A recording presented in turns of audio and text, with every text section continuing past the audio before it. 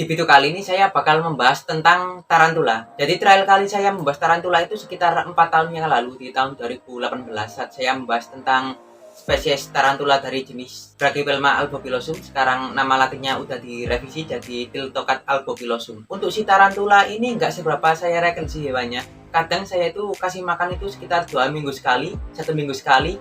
Paling nemen itu waktu bulan kemarin itu kan kebetulan tarantula saya mogok makan. Saya lupa kasih makan tarantula itu 3 bulan, dan alhamdulillah setelah 3 bulan itu tarantulanya udah mau makan. Ya gimana ya, saya pribadi tipe orangnya itu memperlakukan hewan itu sesuai porsi. Kalau saya pelihara hewan yang memerlukan perawatan khusus atau makanan yang setiap hari, saya itu kasih makan setiap hari. Tapi kalau hewan tersebut itu terbilang kuat dan nggak terlalu memerlukan perawatan yang aneh-aneh, ya saya kadang nggak kereken hewan-hewan semacam itu.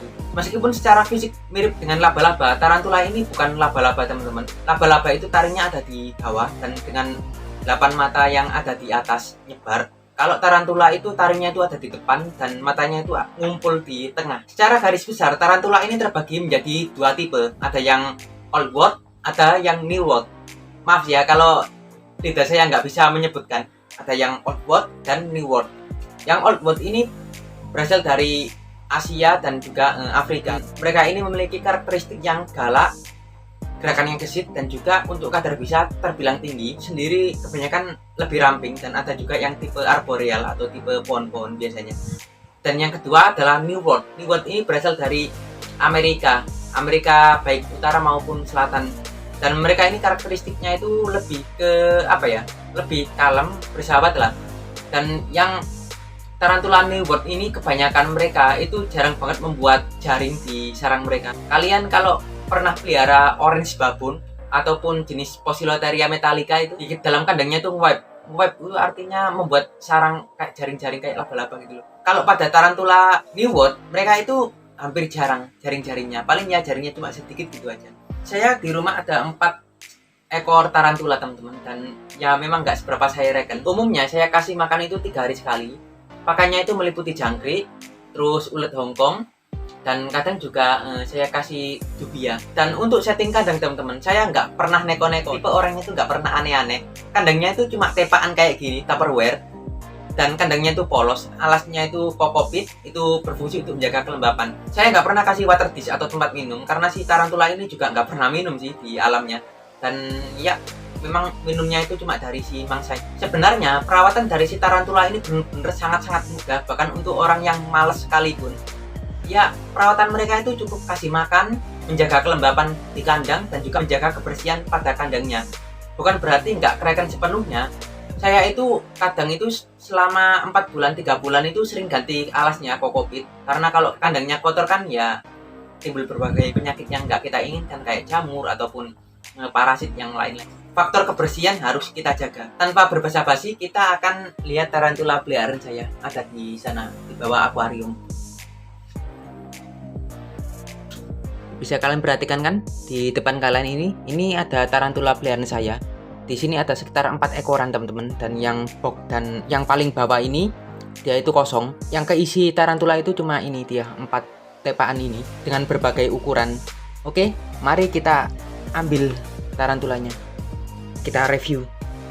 Semua tarantula saya udah di lantai ya, dan saya bakal memperkenalkan mereka satu persatu teman-teman, karena semua tarantula yang ada di tepaan ini atau di Tupperware ini, mereka itu semuanya berbeda jenis dan berbeda spesies. Oke, saya bakal memperkenalkan tarantula yang pertama. Kita harus hati-hati saat membukanya. Nah, bisa kalian perhatikan kan? Yang satu ini adalah Grammastola pulchrips, atau yang dalam bahasa Inggris itu disebut dengan nama Chaco golden knee. Dan seperti namanya, di lututnya atau di kakinya itu terdapat garis yang berwarna keemasan. Jenis tarantula ini merupakan tipe tarantula New World, di mana mereka itu memiliki karakter yang lebih cenderung kalem dan juga bisa yang tergolong rendah. Spesies Grammastola pulchrips ini berasal dari Amerika bagian selatan, lebih tepatnya di daerah Argentina dan Paraguay. Mereka sendiri di habitat aslinya itu hidup di lubang-lubang biasanya, di bawah tumpukan kayu dan batu. Tarantula satu ini bisa dibilang merupakan salah satu tarantula terbesar di dunia teman-teman, karena panjangnya itu bisa mencapai 14-15 cm. Oke, tarantula yang satu ini nggak mau anteng teman-teman. Kita akan taruh di sini aja. Yang satu ini kayaknya jantan teman-teman, karena dari postur kakinya itu dia itu terlihat agak panjangan. Biasanya yang betina itu postur badannya itu agak bantet. Jenis yang kedua yang saya perkenalkan adalah ini dia. Ternyata dia habis molting teman-teman, atau berganti kulit. Biasanya arachnid kayak gini, kayak kalajengking dan juga laba-laba, mereka itu ketika beranjak dewasa akan molting kayak gini. Molting baru ya kayaknya. Tarantula saya ini jarang saya cek sih. Yang satu ini berasal dari spesies Tiltocat vagans, atau yang dulu nama latinnya itu Brachypelma vagans, sekarang udah direvisi jadi Tiltocat vagans. Dan dalam bahasa Inggris, spesies ini dikenal dengan nama Mexican Red Room. Sama seperti namanya Mexican Red Room, spesies ini berasal dari Meksiko. Dia itu berwarna kehitaman dengan perut yang memiliki bulu-bulu halus yang berwarna kemerahan teman-teman. Nah, spesies ini juga sama nih, bedanya kalau dari kelas Tiltocat atau Brachypelma ini, mereka itu memiliki karakter yang jauh lebih kalem lagi ketimbang yang Gramsola pulchripes tadi. Mereka ini tipe yang paling direkomendasikan untuk pemula, karena keluarga Tiltocat ini mereka ini terbilang mudah banget dalam perawatan dan dalam hal makan juga. Spesies ini memiliki ukuran yang standar teman-teman, jadi nggak sebesar Gramstola pulchripes tadi yang ukurannya itu bisa gede banget. Oke, kita tutup. Spesies ketiga yang bakal saya perkenalkan adalah ini dia. Ngeri ya warnanya. Spesies ini satu genus dengan yang Tiltocat vagans tadi teman-teman, Tiltocat hamori. Dan dari jenis-jenis tarantula yang ada, ini yang nama latinnya itu paling jelimet dan banyak direvisi ya teman-teman. Dulu nama latin dari spesies ini itu Brachypelma smithi, kemudian direvisi lagi jadi Brachypelma hamori, dan sekarang genusnya direvisi jadi Tiltocat hamori. Tarantula yang paling banyak digemari teman-teman karena warnanya yang cantik. Dalam bahasa Inggris, spesies ini tuh disebut dengan nama Mexican Red Knee. Ya seperti namanya teman-teman, ini dia pada bagian lututnya ini atau kaki-kakinya ini dia memiliki warna agak kemerahan. Dan sama seperti keluarga Tiltocat lainnya, dia ini terbilang kalem, berbisa rendah, dan juga dia ini memiliki perawatan yang ya bersahabat lah, dan juga perawatan yang mudah. Spesies ini berasal dari Meksiko, tahulah dari namanya. Oke, kita tutup.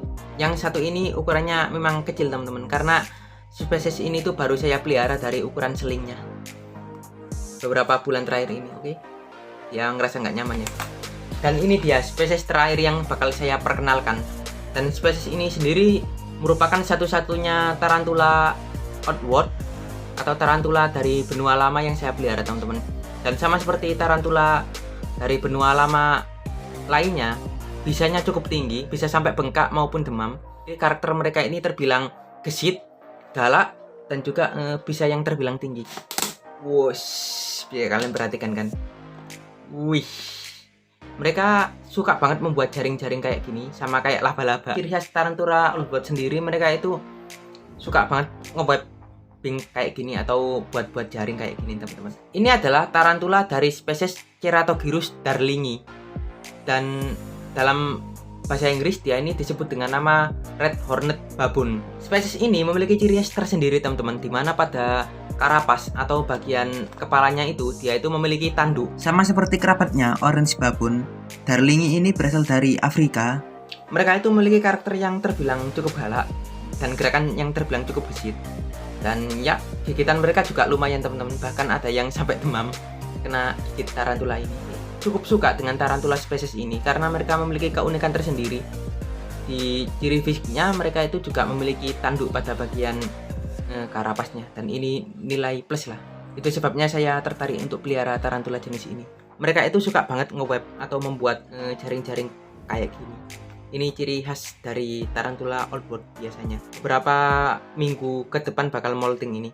Oke, kita akan taruh, soalnya ini kalau lepas bahaya teman-teman.